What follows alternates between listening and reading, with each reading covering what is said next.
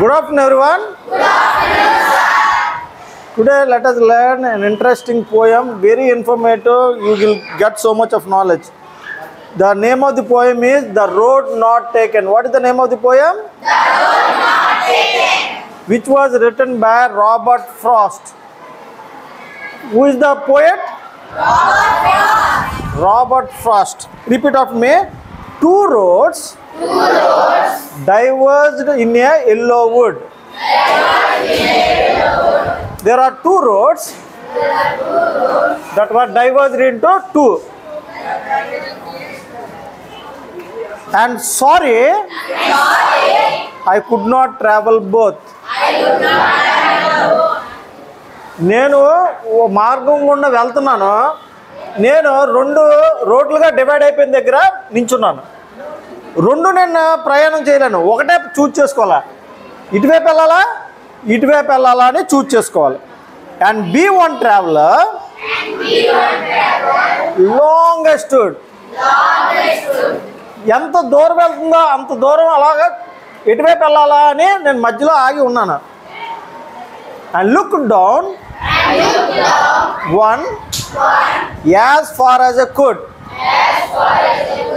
ఎంత దూరం కనిపిస్తుందో అంత దూరం వైపు నేను చూశాను. ఏ రోడ్ బెటర్ అని. To where it bend in under growth.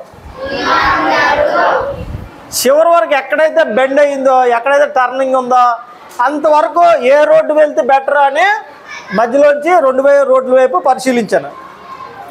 Then took the other just as fair and having perhaps the better claim. Okay, ఈ రోడ్ అయితే మనుషులు నడిచినట్టు ఉన్నది, కొద్ది దారి ఉన్నది. ఈ రోడ్ అయితే మనుషులు నడిచినట్టు లేదు, ఆకులు ఉన్నాయి, మనుషులు పాదాలు లేవు.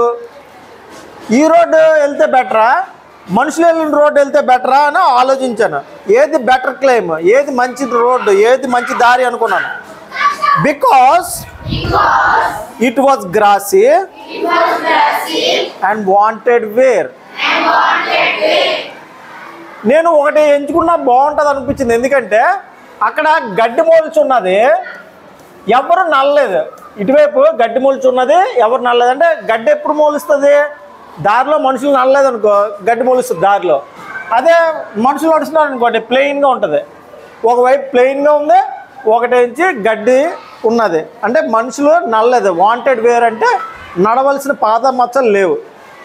Though as far that the passing there had worn them really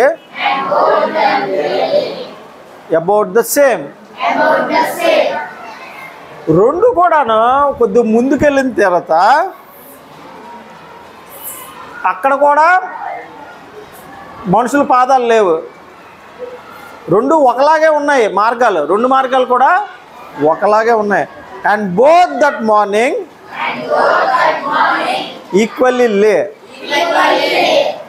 in leaves no step had trodden black. నేను ముందు చేయించుకున్న దారిలో కొంతవరకు బాగుంది ప్లెయిన్గా, కానీ కొద్ది దూరం వెళ్ళిన తర్వాత అక్కడ కూడా ఖాళీ మచ్చలు లేవు. అంటే ఎవరు ఆ మార్గాన్న పోలేదు. అందరూ నడిచిన మార్గాన్ని కొంత దూరం వెళ్ళిన తర్వాత అక్కడ కూడా ఎవరు నడలేని మార్గం ఉన్నది. బ్లాక్ అంటే సాయిల్ మీద, ల్యాండ్ మీద మనుషులు నడిచారు అనుకోండి, బ్లాక్ మార్క్స్ ఏర్పడతాయి. అంటే పాద ముద్రలో బ్లాక్గా కనిపిస్తుంది, దాన్ని బ్లాక్ అన్నాడు. ఎవరు నడిచినా ఫుట్ స్టెప్ని బ్లాక్ అన్నాడు. హో I kept the first for another day. అయితే నేను మొదట చూజ్ చేసుకుంది కాకుండా వేరేది ఇంకొక రోజుకి, అయితే ఇంకొకటిసారి వస్తే అటే వెళ్దాం అనుకున్నాడు. Yet knowing how way leads on to way, I doubted if I should ever come back. ఒకవేళ ఇంకోసారి అవకాశం వస్తే నేను ముందు వెళ్ళిన దారి కాకుండా వేరే దారి వెళ్దాంలే అనుకున్నాను. కాకపోతే నాకు ఏమి అనుమానం వచ్చిందంటే, ఏం డౌట్ వచ్చిందంటే, మళ్ళీ నేను ఇక్కడికి రానేమో, నేను రెండో మార్గానికి వెళ్ళడం అవ్వదేమో అనుకున్నాను. I shall be telling this with a gay with a shy somewhere ages and agents hands. నేను ఇలా అనుకుంటున్నాను, చాలా కాలం, ఏజెస్ అంటే చాలా కాలం తర్వాత మళ్ళీ నేను వెనక్కి వచ్చి రెండో మార్గాన్ని వెళ్తానేమో. 2 roads diverged in a yellow wood and I took the one less traveled by and that has made all the difference. నేను ఏ మార్గాన్ని ఎంచుకున్నానంటే, మనుషులు ఎక్కువ నడిచిన మార్గాన్ని ఎంచుకోలేదు. ఎందుకంటే మళ్ళీ వస్తానో రానో నాకు తెలీదు. చాలా కాలం అయిన తర్వాత కూడా నేను ఈ దారిని వస్తానో లేదో తెలీదు. ఎవ్వరు నడలేని దారిని నేను ఎంచుకున్నాను. అప్పుడే నాకు నా ప్రత్యేకత సమాజం గుర్తించింది. అందరూ నడిచిన దారిలో కాదు, ఎవరు నడలేని దారిలో ఎక్స్ప్లోర్ చేయగలిగాడు, ఎవరికి తెలియని విషయాల్ని కనుగొన్నాడు.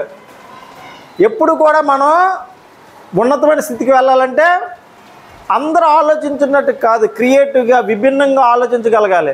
కష్టమైన మార్గాన్ని ఎంచుకోవాలి. అందరూ సులువైన మార్గం, షార్ట్ కట్స్ ఎంచుకోకూడదు, స్ట్రైట్ వే మనం ఎంచుకోవాలి. ఎవరు ఆలోచించలేనట్టు మనం ఆలోచించాలి, ఎవరు చేయలేనట్టుగా మనం చేయాలి.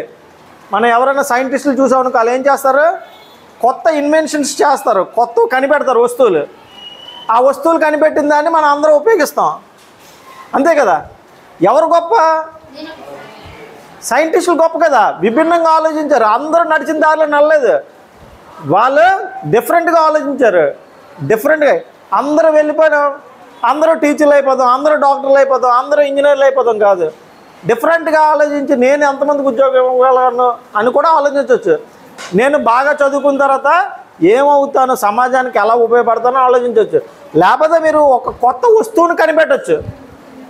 నేను నా లైఫ్లోనే ఉద్యోగం కాదు, నేను నా లైఫ్లోనే ఒక కొత్త ఆవిష్కరణ, కొత్త ఇన్వెన్షన్ చేస్తాను. అంటే అందరూ నడిచిన దారి అంటే డాక్టర్ అవ్వడం, ఇంజనీర్ అవ్వడం, ఎక్కువ జీతం కావాలి, ఫారెన్ వెళ్ళడం, అది అందరు నడిచే దారి. డిఫరెంట్గా ఆలోచించడం అంటే నేను నా దారి, రహదారి అంటే ఏం చేయాలి, ఏదో ఒకటి కనిపెట్టాలి. ఇప్పుడు మనం పోయం చదువుతున్నాం, రాబర్ట్ ఫ్రాస్ట్ రాసిన పోయం.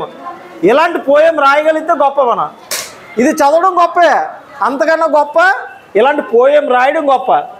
మనం ఎలాగ నడాలి, కొత్తవి మనం సృష్టించేటట్టు నడాలి. Thank you.